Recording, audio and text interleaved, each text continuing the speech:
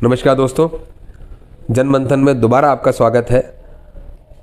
चुनाव चल रहे हैं और जनमंथन चल रहा है। जब हम मंथन शब्द का इस्तेमाल करते हैं तो कहीं ना कहीं समाज से मत के आने वाली चीज़ों के बारे में बात करते हैं। और चुनाव, जहां 18वीं विधानसभा के लिए चुनाव हो रहे हैं, परसों अलीगढ़ क्षेत्र में मतदान होगा, आज शाम से ही थम गया है चुनाव प्रचार।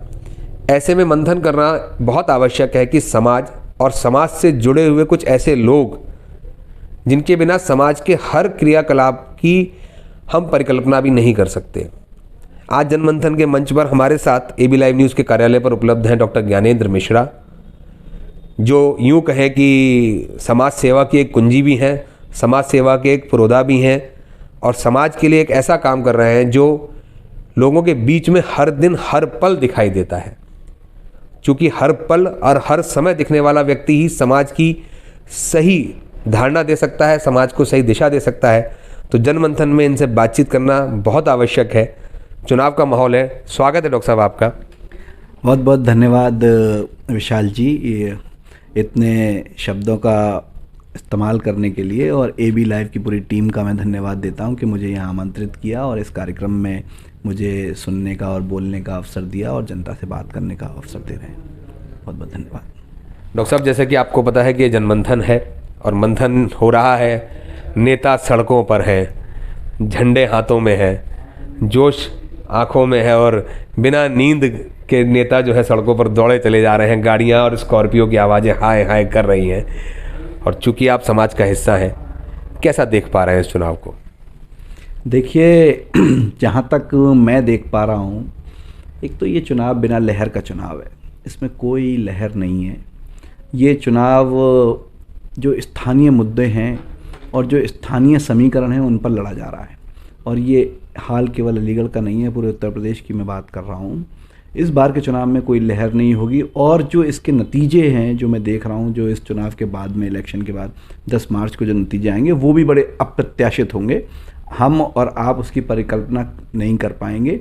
जनता बिल्कुल शांत है और वो इंतज़ार कर रही है अपनी वोट की बारी का। वो वोट से ही इस पूरे 5 साल के सरकार के कार्यकाल का जो है जवाब देगी। अब वो पॉजिटिव होने वाला है, नेगेटिव होने वाला है, ये हमको 10 मार्च को पता चलेगा। एमवाई फैक्टर नहीं दिख रहा?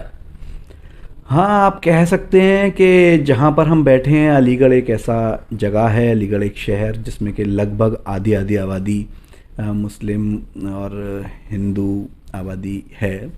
लेकिन यहाँ पे जातियों के, यूपी क्योंकि एक ऐसा राज्य है और बिहार एक ऐसे राज्य हैं जहाँ पे जातियों के आधार पर भी वोट पड़ते हैं, धर्म के आधार पर भी वोट पड़ते हैं और जहाँ पे विकास के मुद्दे बहुत गौण हो जाते हैं इन सब के आगे, तो वो सब असर इलेक्शन में दिखाई देते हैं। लेकिन फिर भी मैं कह रहा हूँ कि स्थानीय मुद्दे बहुत महत्वपूर्ण होने वाले हैं, स्थानीय चीज़ें बहुत महत्वपूर्ण होने वाली हैं और ये सब चीज़ें भी उसको एक्यूमुलेट करेंगी, जाति और धर्म भी उसको एक्यूमुलेट करेंगे। नहीं, मैं एमवाई मतलब मोदी योगी फैक्टर की भी बात कर रहा हूँ। 2 एमवाई है। हाँ, मोदी योगी, केवल मुस्लिम यादव नहीं।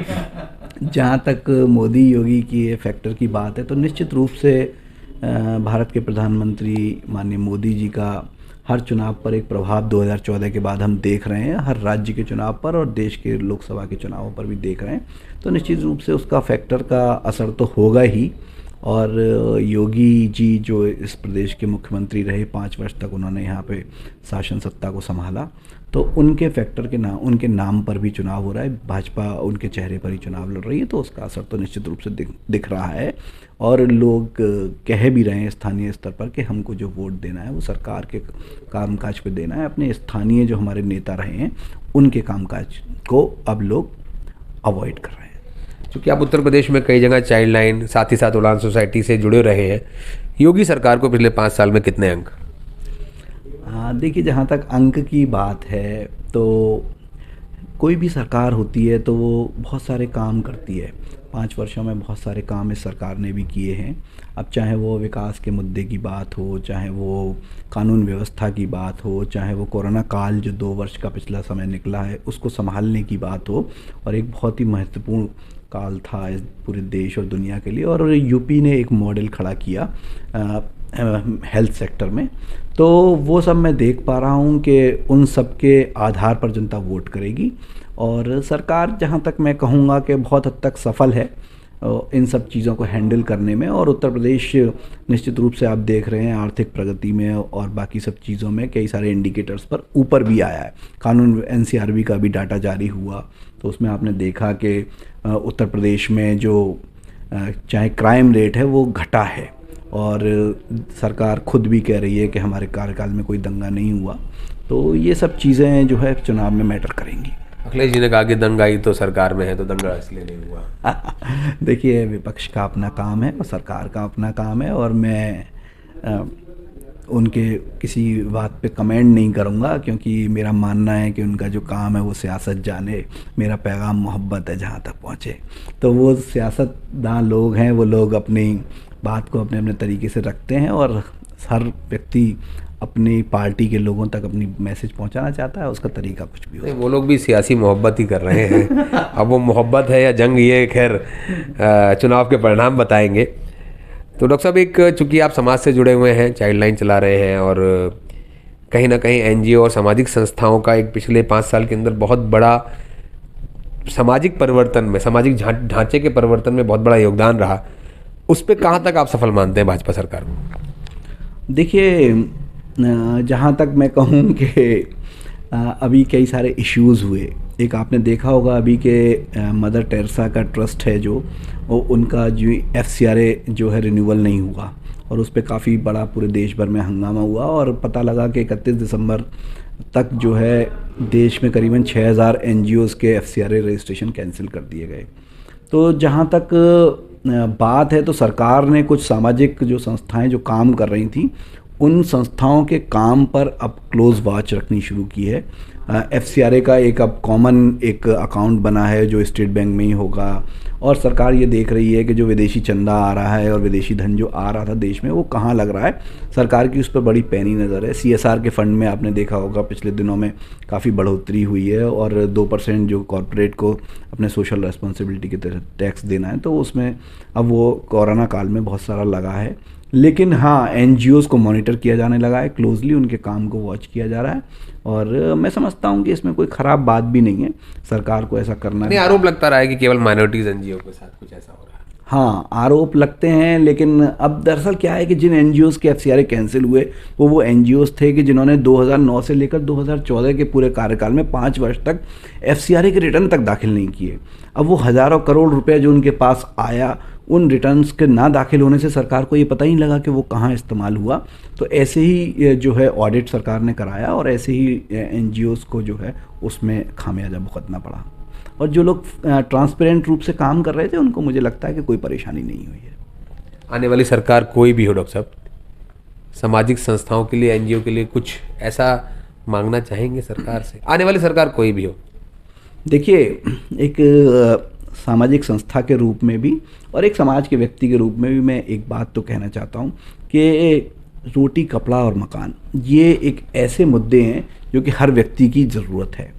तो पिछले दिनों में हमने देखा भी है केंद्र सरकार ने जिस प्रकार से शौचालय का निर्माण कराया, जिस प्रकार से लोगों को रसोई गैस दी, और अभी एक जल जीवन मिशन, एक बहुत बड़ा मिशन सरकार चला रही है जिसमें 2022 तक देश के हर घर में पानी पहुंचाया जाना है। और प्रत्येक महिला की एक दर्द होता है कि वो पानी के लिए दूर तक जा रही है, उसका इकट्ठा करने के लिए परेशान हो रही है, और बहुत सारी बीमारियां उससे निजात मिलेंगी। तो निश्चित रूप से अगर इस तरीके के काम जो हो रहे हैं तो उससे देश में एक सामाजिक आर्थिक ढांचे में बहुत बड़ा परिवर्तन आएगा, जो बिल्कुल बुनियादी हमारी ज़रूरतें हैं अगर हमारे लोगों की, गरीब लोगों की, वो पूरी होंगी तो निश्चित रूप से सामाजिक आर्थिक ढांचे में परिवर्तन आपको एक बड़ा दिखाई देगा।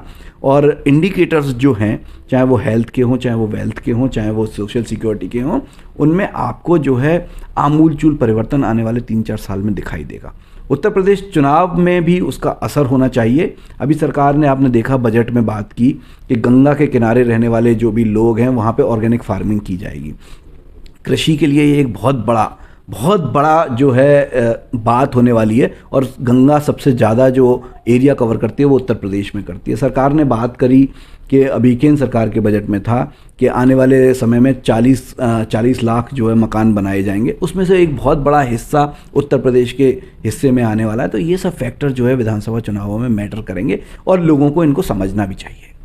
पर इन फैक्टर्स की बात करूं तो कहीं ना कहीं भाजपा अपनी ग्राउंड वर्क्स को बताने में, अभी जो 58 जिले हैं, 58 जिलों के अंदर जो आज चुनाव प्रचार थमा, उन जिलों पर कहीं ना कहीं इस बात को पहुंचाने में मुझे ऐसा लगता है कि कहीं कुछ ना कुछ कमी रह गई, जो शायद आप कहना चाह रहे हैं उस बात के बारे में मैं बात कर रहा हूँ। तो वो कमी केवल एक लॉ एंड ऑर्डर की बात प्रमुखता से दिखाई दी, या अखिलेश पर और प्रियंका पर केवल तंज दिखाई दिए। खैर, कांग्रेस के 70 बनाम भाजपा के 7, क्या कहेंगे? देखिए, जो भी सरकार होती है, चाहे वो केंद्र में हो चाहे राज्य में हो, वो काम तो करते ही है।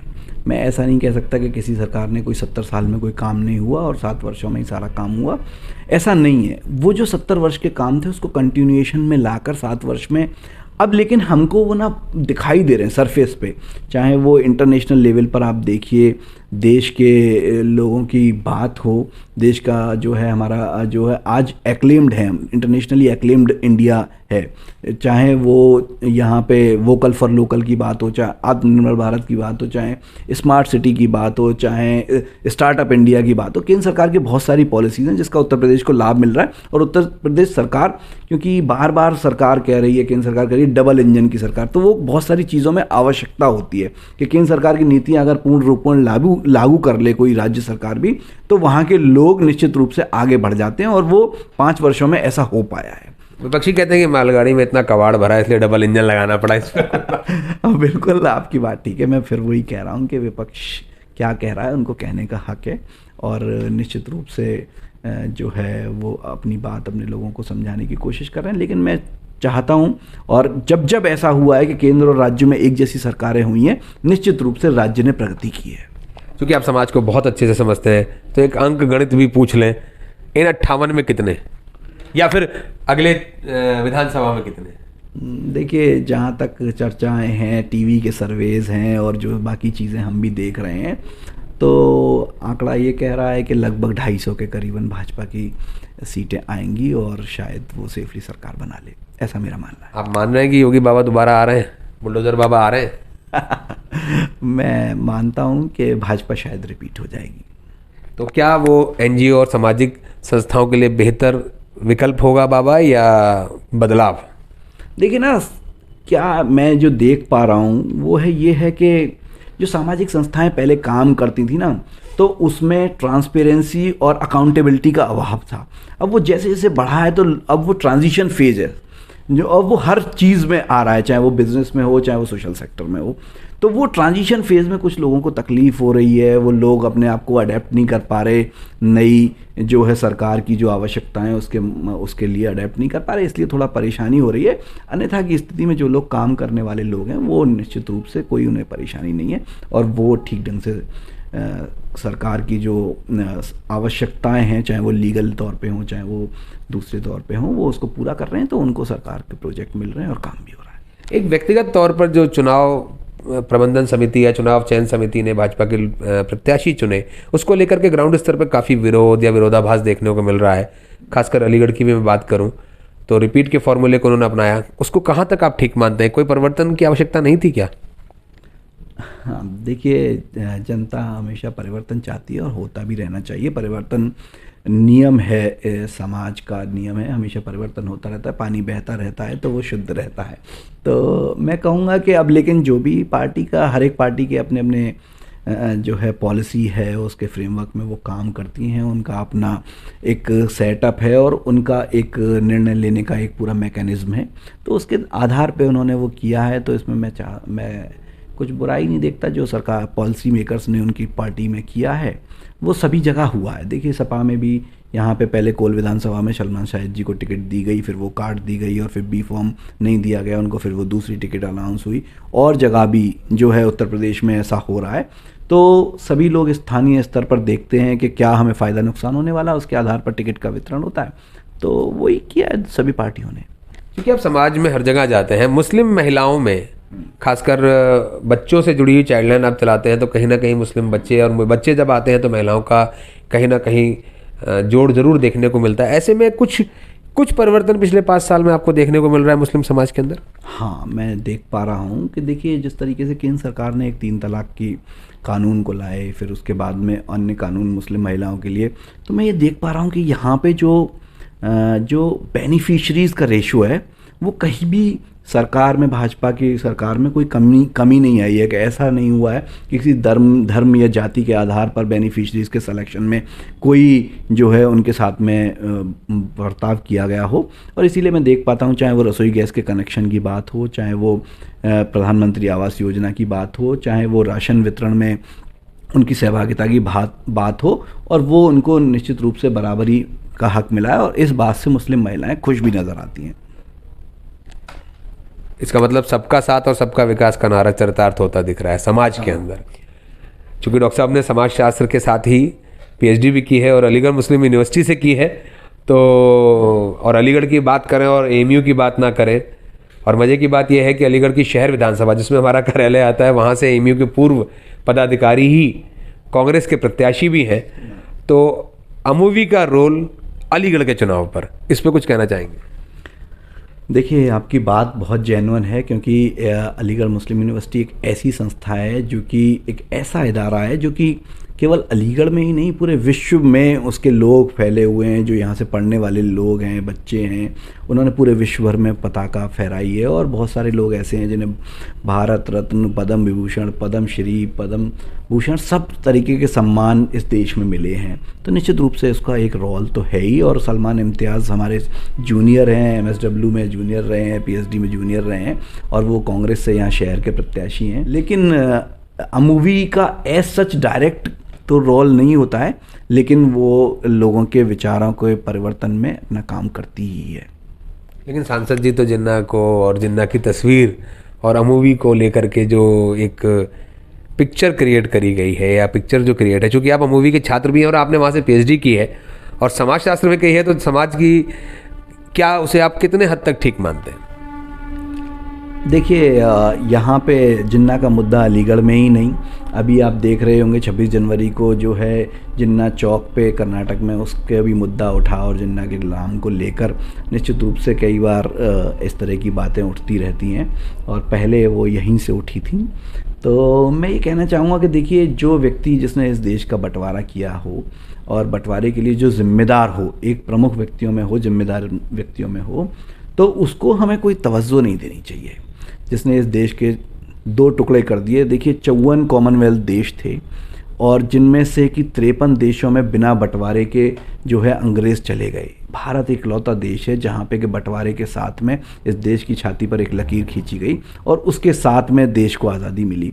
तो निश्चित रूप से अब उसके लोग जो हैं, उसके जो नायक रहे बंटवारे के, उनको हम तवज्जो ना ही दें तो वही अच्छा है। लेकिन अब वहाँ की एक रवायत है कि जिन्ना क्योंकि वहाँ आए थे, और उनकी तस्वीर वहाँ इसलिए लगी हुई है कि वो यहाँ पे यूनियन हॉल में आए थे, तो इसलिए उन्होंने लगाई हुई है। तो उसको बहुत ज़्यादा तूल भी देने की आवश्यकता नहीं है, एक सामंजस्य के साथ में। तो भाजपा के ही सांसद यहाँ गन्ने की बात नहीं करते हैं, पर जिन्ना की बात हमेशा करते हैं। आपकी बात ठीक है, गन्ने की भी बात होनी चाहिए, लेकिन जिन्ना को भी, दोनों ही पक्षों को कोई महत्व तो नहीं देना चाहिए, मैं ये कहना चाहता हूँ। क्योंकि समय, चुनाव का वक्त, समय बहुत कीमती सभी का, और डॉक्टर साहब आपने एक समय निकाला, लंबी चर्चा है।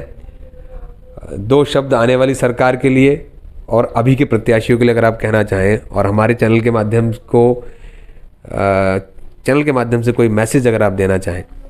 देखिए, मैं ये कहता हूँ कि चाहे वो हमारे शहर के प्रत्याशी हों, कोल के प्रत्याशी हों, या अलीगढ़ जनपद के जितने भी 7 विधानसभा हैं उसके प्रत्याशी हों, जनता को बहुत समझदारी से वोट करना है, और जो अच्छे प्रत्याशी हैं, वो पार्टी कोई भी हो सकती है, उसको वोट दें और अधिक से अधिक मतदान में भाग लें। एक बात तो मैं ये कहना चाहता हूँ, आने वाला 10 फरवरी लोकतंत्र का महापर्व है, ज़्यादा से ज़्यादा लोग वोट करें।